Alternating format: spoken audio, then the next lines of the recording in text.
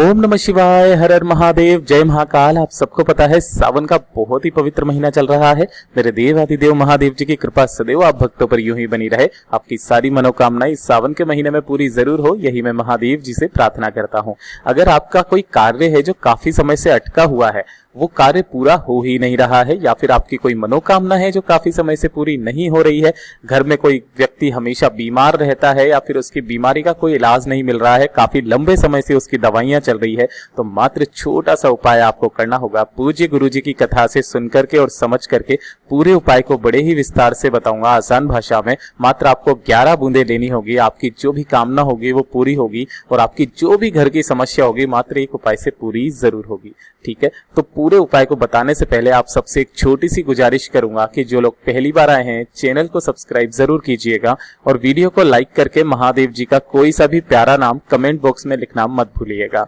इस पूरे वीडियो के अंदर हम लोग 3 महा उपाय के बारे में बात करेंगे जो ना सिर्फ आपकी कार्य सिद्धि मनोकामना पूर्ति के लिए होगा, आपके परिवार में कोई बड़ी बीमारी प्रवेश नहीं करेगी, साथ ही साथ आपके जितने भी बुरे काम हो रहे हैं या फिर अगर आपकी किस्मत साथ नहीं दे रही है उसका भी बहुत ही अचूक उपाय, पूज्य गुरुजी वाला उपाय आपको बताने वाला हूं। तो पूरे वीडियो को अंत तक जरूर देखिएगा। सबसे पहले बात करते हैं पहले वाले उपाय की तरफ। ठीक है, देखिए पहला वाला उपाय करना किन लोगों को है, ध्यान से समझना। अगर उनका कोई कार्य है जो कि पूरा नहीं हो रहा है, किसी न किसी कारणवश वो अटक जाता है, चाहे कोर्ट कचहरी का काम है, चाहे किसी का भी काम हो, ठीक है ना, चाहे नौकरी से संबंधित, चाहे पदोन्नति से संबंधित, साथ ही साथ अगर कोई मनोकामना है जो काफी समय से पूरी नहीं हो रही है, तो आपको ये वाला उपाय जरूर करना चाहिए। ये वाला जो उपाय है ना, अधिक मास की मात्र और मात्र जो शनिवार का दिन होता है उसी दिन किया जाता है। गुरुदेव ने बताया था शनिवार के दिन ही आप इसे कर सकते हो और अधिक मास का चल रहा है, बहुत ही पवित्र शनिवार है, जरूर कीजिएगा। ठीक है,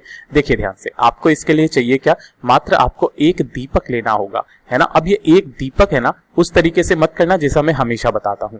आपको क्या करना होगा, इसके अंदर लगानी होगी गोल बत्ती, ठीक है, और इसके अंदर गाय का घी नहीं भरना है, इसके अंदर लगाना होगा आपको सरसों का तेल। ठीक है, ये सरसों का तेल इसके अंदर भर लेना, तो एक दीपक तो ये तैयार हो गया।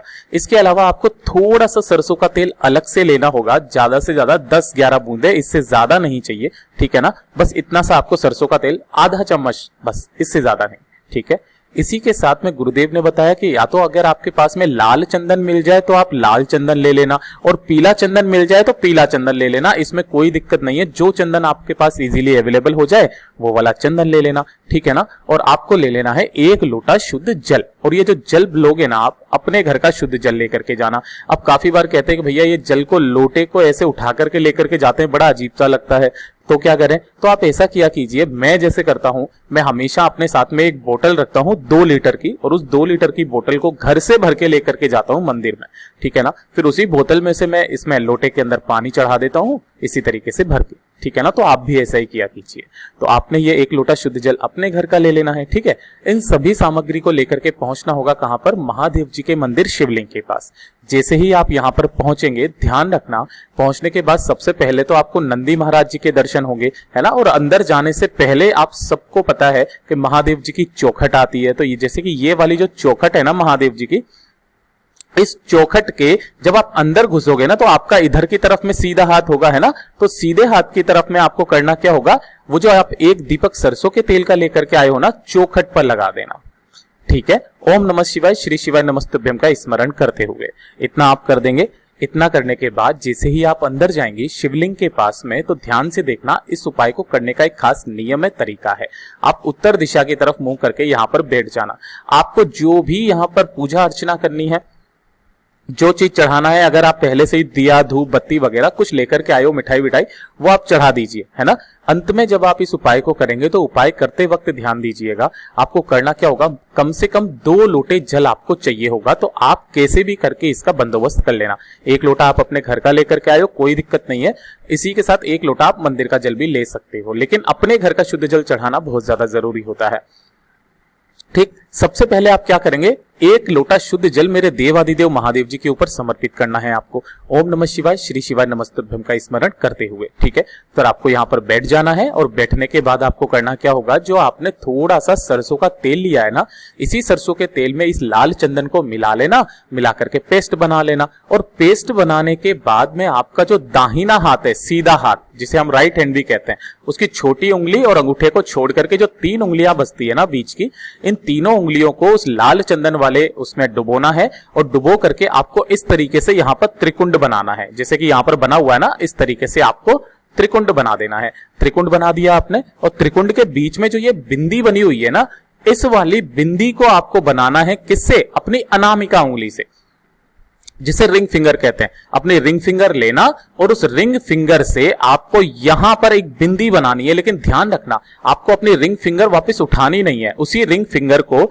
यानी कि उसी अनामिका उंगली को आपको टच कराए हुए ही आपकी जो भी कामना है ना, जो भी कार्य सिद्धि के लिए आप इस उपाय को कर रहे हो, उस कार्य सिद्धि के लिए उस उपाय को बोल दीजिए। विशेष कामना कर करके महादेव जी से प्रार्थना कीजिए कि वो कार्य जल्दी से जल्दी सफल हो जाए, या फिर मेरी ये मनोकामना है ये पूरी हो जाए।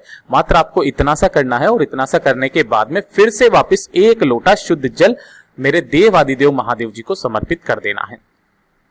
ठीक है, समर्पित कर देने के बाद में आपको अपना नाम और गोत्र बोल करके महादेव जी से प्रार्थना करके आज्ञा लेकर के अपने घर की तरफ जाना है। परंतु उससे पहले यहां से आपको थोड़ा सा, जो भी आपने सरसों के तेल का ये लगाया है ना त्रिपुंड, यहीं से थोड़ी सी लेना अपनी अनामिका उंगली से, और उसे अपने कंठ और मस्तक 2 जगह पर आप लगा लेना। ठीक है ना, और ऐसा करने के पश्चात आपको अपने घर की तरफ वापस चले जाना है। बहुत ही अचूक उपाय है, जरूर कीजिएगा, आपकी जो भी कामना होगी पूरी जरूर होगी। अब बात करते हैं दूसरे वाले उपाय की तरफ।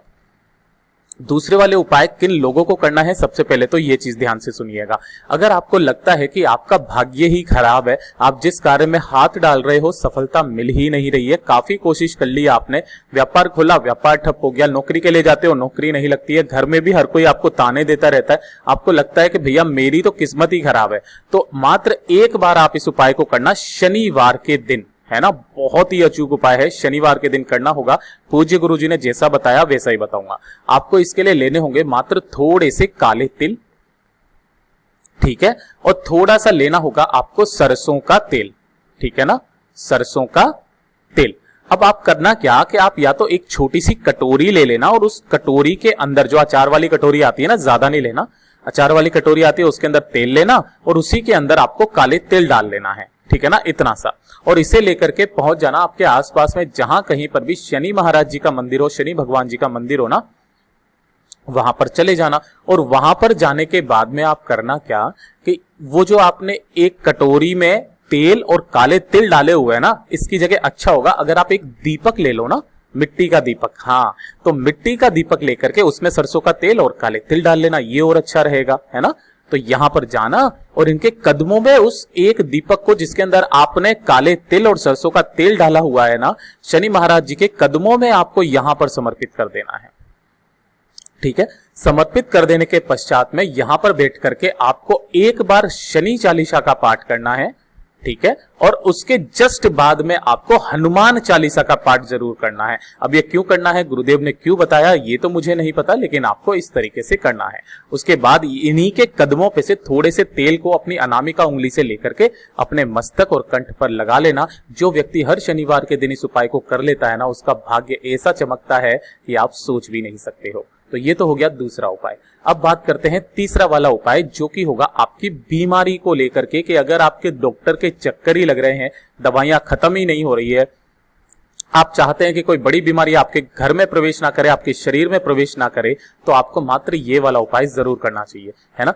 हफ्ते में एक दिन इस उपाय को जरूर करना चाहिए, ये चीज ध्यान रखना। कैसे करना होगा ध्यान से देखना। आपको लेना होगा मात्र 1 लोटा स्टील का, है ना। अब यहां पर मैंने स्टील का लोटा क्यों लिया है, आधी से ज्यादा पब्लिक तो हमारी समझ ही गई होगी, ठीक है। इसके अंदर आपको भरना होगा गाय माता का कच्चा दूध, है ना, गाय का कच्चा दूध, जिसे एक बार भी गर्म नहीं किया गया है। अगर आपके पास में इतना दूध है कि आप पूरे लोटे को भर सके तो आप पूरा लोटा भर लेना। अगर इतना दूध नहीं है तो थोड़ा सा दूध भरना, और उसके बाद में अपने घर का शुद्ध जल इसी वाले लोटे के अंदर भर देना।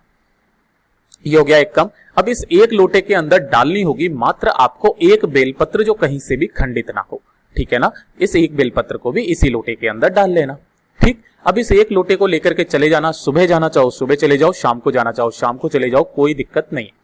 सबसे पहले जाना होगा आपको बेलपत्री के पेड़ के पास में, और यहां पर उस लोटे में से आपको आधा लोटा जो दूध है ना यहां पर समर्पित करना होगा। लेकिन ध्यान रखना बेलपत्री यहां पर गिरनी नहीं चाहिए। अवधूतेश्वर महादेव जी के नाम से यहां पर समर्पित कर देना आधा लोटा, ठीक है ना। और जो बाकी का आधा लोटा है ना, उस आधे लोटे को मंदिर पहुंच करके शिवलिंग के ऊपर आपको उत्तर दिशा की तरफ, नॉर्थ डायरेक्शन की तरफ मुंह करके खड़े हो जाना है, और उस आधे लोटे को यहां पर समर्पित कर देना अवधूतेश्वर महादेव जी के नाम से। उस एक बेलपत्री को भी आपको इसी शिवलिंग के ऊपर समर्पित करना। लेकिन समर्पित करने का एक तरीका है, बड़ी वाली पत्ती रहेगी आपकी तरफ और जो डंडी रहेगी आपसे विपरीत दिशा में रहेगी, है ना, और जो चिकना वाला हिस्सा है वो रहेगा नीचे की तरफ। जो व्यक्ति हफ्ते में एक दिन इस उपाय को कर लेता है ना, जीवन में उसको कोई बड़ा रोग नहीं होता है, ये चीज ध्यान रखना। यहां पर जब आप इसे समर्पित कर दें, अपना नाम और गोत्र बोल करके महादेव जी से प्रार्थना करें कि मेरे शरीर में कभी कोई बड़ी बीमारी प्रवेश ना करे। अगर कोई छोटी मोटी बीमारी है उसकी विनती करें कि ये जल्दी से जल्दी खत्म हो जाए, दवाइयों का चक्कर खत्म हो, डॉक्टर के चक्कर लगाना खत्म हो। ऐसी कामना करने के पश्चात आपको अपने घर की तरफ वापस चले आना है। यकीन मानिए, अगर आपकी बीमारी भी नहीं है और उसके बावजूद भी अगर आप इस उपाय को करते हैं ना, तो आपके शरीर में कभी कोई बड़ी बीमारी प्रवेश नहीं करेगी। पूज्य गुरु जी की कथा से सुनकर के बहुत अच्छे से आपको समझाने का प्रयास किया। अगर वीडियो पसंद आया हो तो लाइक जरूर करना, साथ ही साथ चैनल को सब्सक्राइब जरूर कीजिएगा।